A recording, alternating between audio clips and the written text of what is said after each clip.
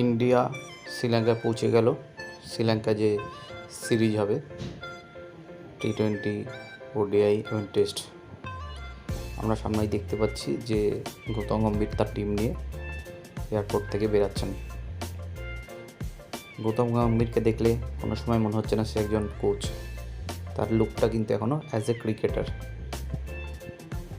তার উপর BCCIর অনেক ভরসা, আশা করি সে সেই দায়িত্ব পূরণ করবে। পিছনে হার্দিক পান্ডিয়া দেখা যাচ্ছে হিরো লুকে, সে একটি বিন্দাস মুড়ে আছে।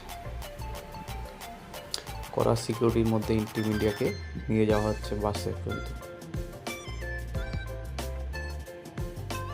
সঞ্জু স্যামসন, ওয়াশিংটন সুন্দর, ঋষভ পান্ত, শুভমান গিল সবাই কিন্তু এসছে।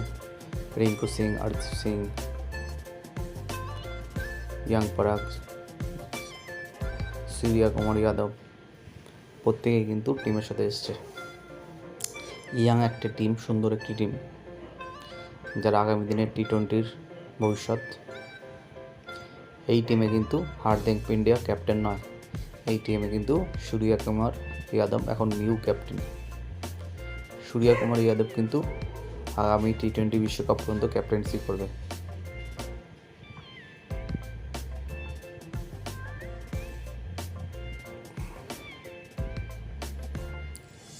হাঁটো একটা নিরাপত্তা আমরা দেখতে পাচ্ছি।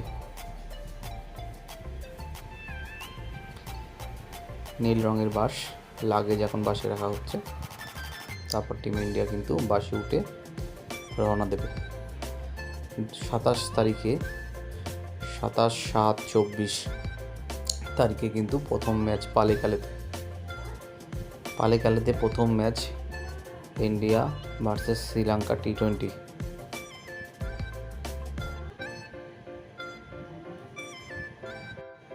এখানে কিন্তু ODI টিম, যেটা রোহিত শর্মা, রবীন্দ্র জাদেজা, মোহাম্মদ শামি, বিরাট কোহলি, তারা নেই। তারা কিন্তু দুদিন পর টিমের সাথে যোগদান দেবে। তারা ODI এর জন্য যোগদান দেবে। এটা অনলি ফর T20 স্কোয়াড, তারাই প্রথমে এসছে, যেহেতু T20 ম্যাচগুলো প্রথম দিকে আছে।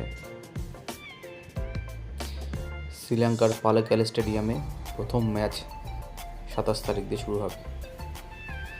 সেকেন্ড ম্যাচ 28 তারিখে পালেকালেতেই, এবং থার্ড ম্যাচ 30 তারিখেই পালেকালেতে হবে। কিন্তু একই মাঠে কিন্তু পরপর 3টি T20 ম্যাচ।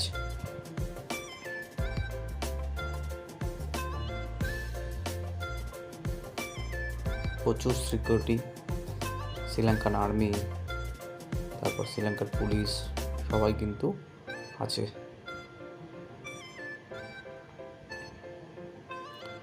টিম অলরেডি বাসে উঠে পড়েছে। শোনা যাচ্ছে মোহাম্মদ সিরাজ এবং জয়সওয়াল তারা কিন্তু পুরোপুরি ফিট নয়, প্রথম ম্যাচে কিন্তু তাদের নাও দেখা যেতে পারে। এই হলো টিম ইন্ডিয়া স্কোয়াড।